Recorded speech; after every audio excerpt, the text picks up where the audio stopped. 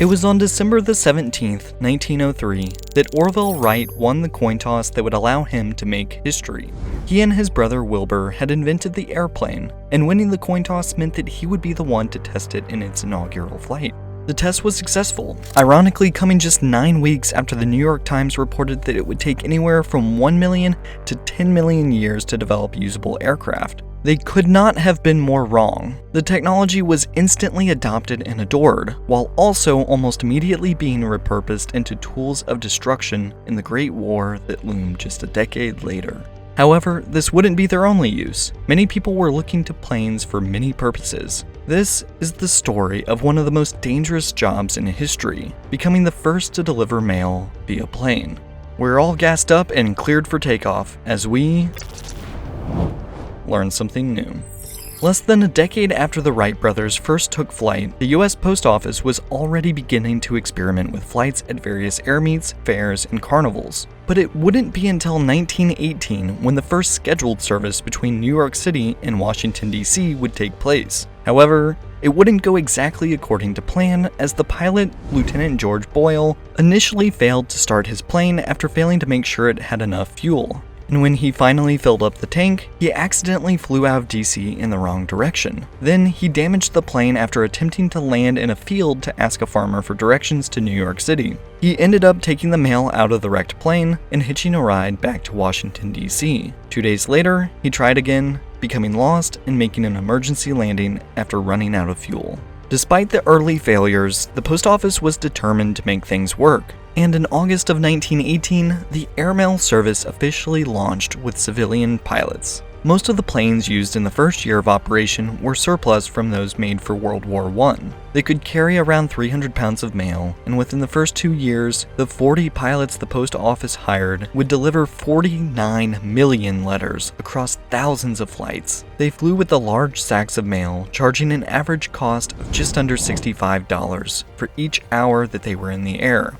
For the incredibly dangerous work they were performing, the pilots were paid $3,600 per year and around 5 cents for every mile they flew. The first year of operation brought the post office revenues of $162,000 while costing them $143,000 to fly the mail. This would be the only time in airmail history that the service would turn a profit. As for who was looking to ship all the mail so quickly, it was largely banks. The majority of the mail being sent at that time was checks and financial papers that banks wanted to ship quickly. The checks were sent via plane to reduce the float time between banks. As for the financial papers, they tended to be fairly light, costing anywhere from 6 cents to 16 cents to ship, and allowed the banks to conduct business more quickly. Tragically, however, of the original pilots hired when the post office first began their operations, at least half died within the first 2 years, mostly from weather-related accidents. The assistant postmaster general at the time didn't know how to fly, and tended to be extremely strict about keeping the mail on schedule, despite the conditions or the risks they posed. He hoped that adhering to the schedule they set would make the public trust the service more, but after so many of the crashes, one pilot decided to stand up to him. In July of 1919, Leon Smith refused to fly a mail route from New York to Washington, D.C. This was because of the intense rain that was happening at the time, causing a visibility of only 200 feet.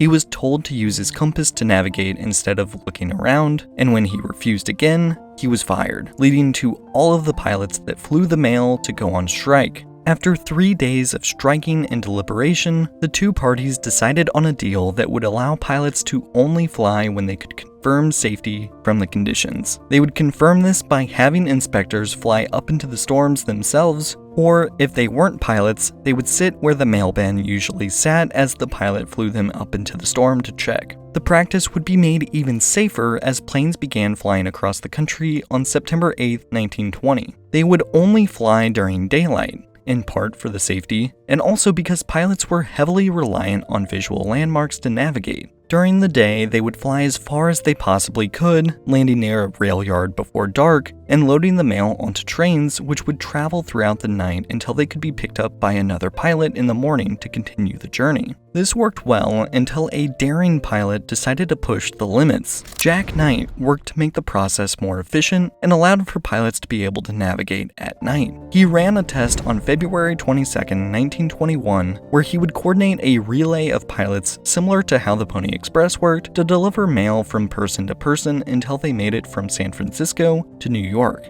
A ground crew lit the way during the night using bonfires and flares, and in the end, the total time to carry the mail was 33 hours and 20 minutes. Far quicker than the 4.5 days it would normally take to transport via train, and they would rapidly improve the process from there. As 1 year later, 10 radio stations were installed along the New York-San Francisco route to transmit forecasts, as well as flashing beacons were mounted on towers across the entire US from 10 to 30 miles apart to help navigate through the night, though most pilots still tended to prefer flying anywhere from 200 to 500 feet above the ground so they could also navigate via road or railway. By 1924, the transcontinental flights were regular service, with pilots regularly flying at night, especially as new flight instruments were being invented and implemented into service vehicles, like a gyroscopic needle that indicated whether the wings were level, or altimeters to show if the plane was climbing or descending. Nearly 36 pilots died in crashes between 1918 and 1927, but every year that number was ticking lower and lower as more experienced pilots joined the force and the technology they used got better. And by the mid-1920s, the cost of shipping mail via plane